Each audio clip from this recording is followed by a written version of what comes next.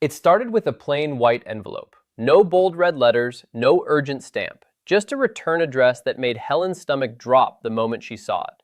The Internal Revenue Service.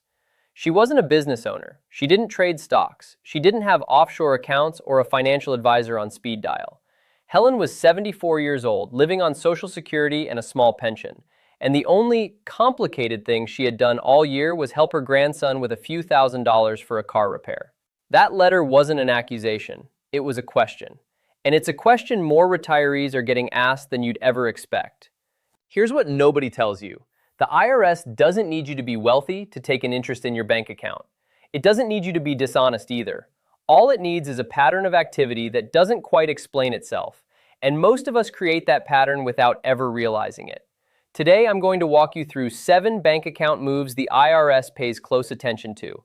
I'll show you exactly why each one matters, where retirees get tripped up, and more importantly, what records you should be keeping so a letter like Helen's never turns into a problem like Helen's almost became.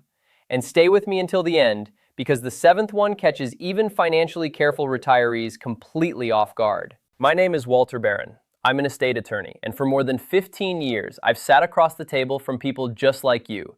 Not celebrities, not millionaires, but teachers, veterans, nurses, widows, and retirees who spent a lifetime doing things the right way. The pattern I see over and over is simple. Good people assume that because they're honest, they don't need documentation. Then, years later, they're asked to explain a transaction they barely remember. That's exactly why I make these videos. Not to scare you, to prepare you. Now, I know what some of you are already thinking. Walter, I live on Social Security. My finances aren't complicated enough for anyone to care. I hear that constantly, and it's the single biggest myth I run into. The IRS doesn't decide whose records to look at based on how wealthy someone feels. It looks at information, at reports, at numbers that banks and institutions are required to send in automatically, whether you're aware of it or not. Whether you have $10,000 in savings or $1 million, the same basic question applies. If asked, can you explain where this money came from and where it went? That's not about hiding anything. It's about being ready to answer. Let's get into it. The first move is one almost every retiree makes without thinking twice. Shifting money between your own accounts. Chasing a better interest rate. Consolidating after closing an old account. Moving funds from checking into savings. None of this is taxable income, and on its own, none of it should raise a single eyebrow. But here's the catch nobody mentions. Years later, if your records are incomplete, that same money can look like it appeared out of nowhere. I've worked with retirees who moved their savings 3 or 4 times over a decade, chasing better rates at different banks and credit unions. 5 years on, even they couldn't always remember which account the money had originally come from. The fix is almost embarrassingly simple. Keep your transfer confirmations, keep your statements. One folder, physical or digital, where you can trace any dollar back to its source. That single habit prevents an enormous amount of future stress. The second move involves cash, and this is where good intentions create the most confusion. Maybe you kept cash at home for years out of habit. Maybe your spouse did. Maybe you sold something, a car, jewelry, old coins, and were simply paid in cash. None of that is illegal, and the IRS doesn't assume every cash deposit is hidden income. But cash, by its nature, doesn't come with a paper trail. And when a large amount of it suddenly lands in a bank account, questions tend to follow. I once worked with a widow named Carol. Her husband never trusted banks, a generation that lived through enough financial uncertainty to keep their savings close, in envelopes, inside books, tucked into drawers throughout the house. After he passed, Carol found cash in places she didn't even know existed. Over several months, she deposited it simply because she felt safer with it in the bank. None of those deposits were illegal, not one. But explaining where the money came from, years after her husband had hidden it, took time, patience, and more stress than it should have. We were able to reconstruct the story, but it would have taken Carol an afternoon, not months, if there had been even a handful of notes explaining what she'd found and where. So if you're ever in a similar position, selling something for cash, finding cash, depositing cash, write it down. A sale receipt, a short note with a date and amount. Future you will be grateful present you took 30 seconds to do it. Now, before we go further, if you're finding this helpful, this is exactly the kind of thing we cover every week here on Walter Retires. The real situations retirees actually run into, explained in plain English without the jargon. Hit subscribe and turn on notifications because next week's video might be the one that saves your family from a letter like the one Carol's family received. It takes 2 seconds and it genuinely helps this channel keep making videos for people like you. Alright, let's keep going because move 3 is the one I get the most questions about. The third move is money that moves between family members without anyone writing down why. A son helps his mother with bills. A daughter sends money after her father's surgery. A grandchild repays money he borrowed 2 years ago. A retiree quietly helps cover a grandchild's tuition or a down payment or rent after a layoff. None of this is wrong. Families help each other. That's what families do. The problem isn't the money moving. It's that nobody ever defines what it was. I had a client, Robert, who was one of the most generous men I've ever met. Over the years, he helped nearly every member of his extended family at one point or another. Tuition here, a down payment there, help after a job loss. Everyone appreciated him deeply, but Robert kept almost no records. When questions eventually came up about certain transfers, nobody, not even Robert, could say with confidence which payments had been gifts and which had been informal loans. There was no wrongdoing, no fraud, just missing paper where clarity should have existed. Was it a gift? Was it a loan? Can you prove it? You don't need a lawyer or a 50-page contract. A simple note. Gift to help with tuition, March 2024, or loan, repayment expected by year-end is often all it takes. Document the purpose while everyone still remembers it because memory fades and paper doesn't. Move 4. Hobby, side income, and online selling deposits. The fourth move catches a different group of retirees entirely. Frequent deposits connected to hobbies, side income, or online selling.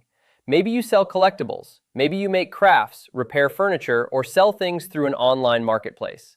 A generation ago, nobody thought twice about this kind of casual selling. Today, reporting requirements have tightened considerably, and deposits that once went unnoticed are now far more visible. The mistake isn't selling things. The mistake is assuming every deposit explains itself. It doesn't. The IRS has no way of knowing whether a deposit is taxable profit, a simple reimbursement, or money from selling something you've owned for 30 years. Keep it simple. Date, amount, purpose.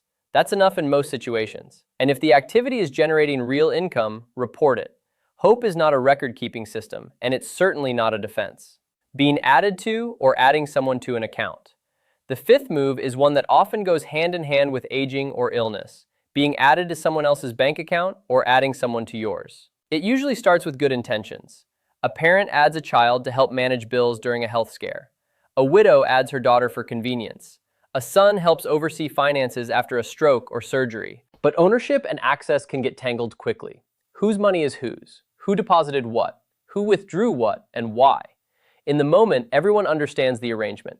Years later, when memories have faded or the person who set it up has passed away, those questions can become surprisingly hard to answer. If you're adding someone to an account or being added to one, put the purpose in writing. A short note, signed and dated, is enough. It costs you nothing today and could save your family real difficulty down the road. The sixth move is one that quietly affects more retirees than almost any other. Large withdrawals followed by redeposits. On its own, this sounds harmless. Of course it is. It's your money. But picture how it looks on paper without context. Money leaves an account, and weeks or months later, money returns. Without an explanation attached, that pattern can raise questions all by itself. If funds were withdrawn for a purchase that fell through, write it down. If money was held temporarily somewhere else, note it. If a transaction reversed, keep that paperwork. The more unusual something looks on a bank statement, the more valuable your explanation becomes. And this brings me to the story I promised you at the start of this video, the one that surprises even careful, financially responsible retirees the most. A widow named Margaret came to see me after receiving correspondence about financial activity from several years earlier.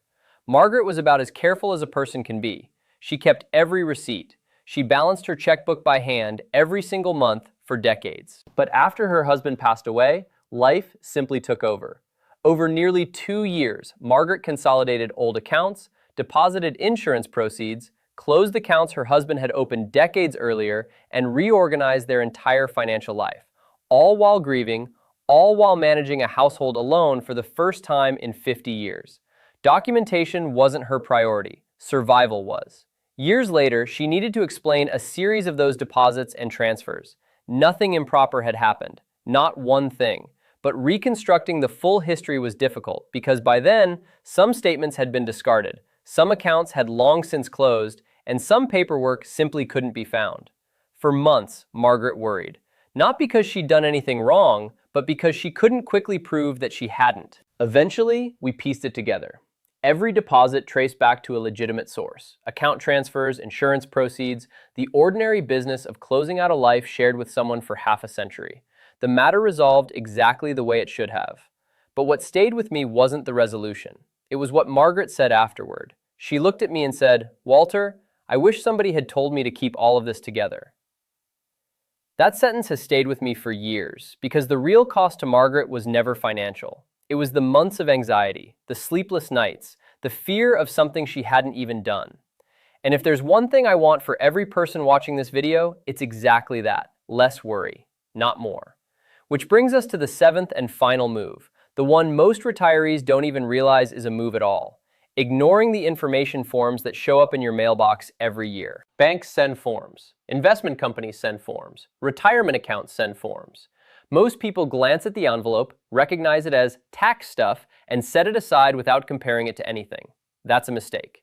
When the information reported to the government doesn't match what's reported on your tax return, questions follow, and the amount doesn't have to be large for that to happen.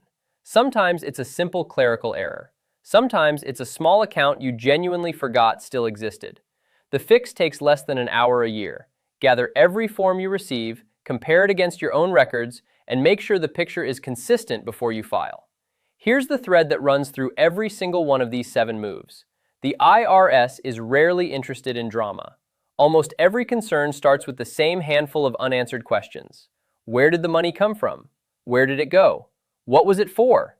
And can you prove it? When you can answer those questions clearly, almost any concern becomes simple to resolve. That doesn't require an accountant on retainer or a complicated filing system. It requires a folder, a notebook, a simple digital file, whatever you'll actually use consistently. The system doesn't need to be perfect. It just needs to exist. So here's what I'd ask you to do this week while this is fresh in your mind. First, pull your last 12 months of bank statements and look for any unusually large deposit, transfer, or withdrawal. Second, set up one folder, paper or digital, dedicated entirely to financial records. Third, for any transaction you'd struggle to explain 5 years from now, write a short note today while you still remember it. Fourth, hold on to gift letters, loan agreements, transfer confirmations, and account statements together in that same folder. Fifth, if money moves between you and family members in either direction, document the purpose now while everyone involved still remembers it the same way. And if you have questions about how any of this applies to your specific situation, talk to your tax preparer before filing season, not after a notice shows up in your mailbox. Many communities also offer free help through senior centers, state aging agencies, and volunteer tax preparation programs, so cost is rarely a reason to put this off. The best time to organize your records is always before anyone asks for them.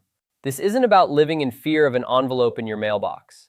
It's about protecting what you spent a lifetime building. You earned what you have. You saved it. You sacrificed for it. The goal is simple. Make sure your paperwork tells the same honest story your life already tells. If this video helped you, there's another one waiting for you right here on Walter Retires, where we talk about the real issues affecting retirees, not the topics financial companies think you should care about. And if you haven't already, subscribe and turn on notifications, because next week's video covers a mistake that's even more common than anything we discussed today. Share this with one person over 65 who needs to hear it. Sometimes the simplest information is what protects everything you've worked for. Thank you for spending these few minutes with me.